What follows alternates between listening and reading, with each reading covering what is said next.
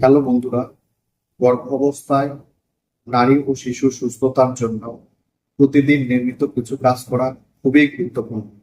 নিয়মিত check up করা, প্রসূতি ও স্ত্রীরোগ বিশেষজ্ঞের পরামর্শে চেক আপ করা, প্রয়োজনে আলট্রাসোনোগ্রাম ও রক্ত পরীক্ষা করা, পুষ্টিকর খাবার খাওয়া, শাকসবজি, ফল, মাছ, ডিম, দুধ, ডাল ও প্রোটিন সমৃদ্ধ খাবার গ্রহণ করা, পর্যাপ্ত পরিমাণে পানি পান করা, ফলিক অ্যাসিড, আয়রন ও ক্যালসিয়াম ট্যাবলেট ডাক্তারের পরামর্শ অনুযায়ী সেবন করা, পর্যাপ্ত বিশ্রাম, প্রতিদিন পর্যাপ্ত ঘুম, ভারী কাজ ও অতিরিক্ত চাপ থেকে দূরে থাকা, পরিষ্কার পরিচ্ছন্ন থাকা, ব্যক্তিগত পরিচ্ছন্নতা বজায় রাখা, পরিষ্কার কাপড় পরা, হালকা ব্যায়াম করা, প্রতিদিন নিয়মিত হাঁটা ও ডাক্তারের পরামর্শ অনুযায়ী হালকা ব্যায়াম করা ভালো।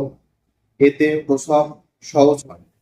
ক্ষতিকর জিনিসপত্র এড়িয়ে চলা, চা, কফি, এনার্জি ড্রিঙ্কস খাওয়া যাবে না।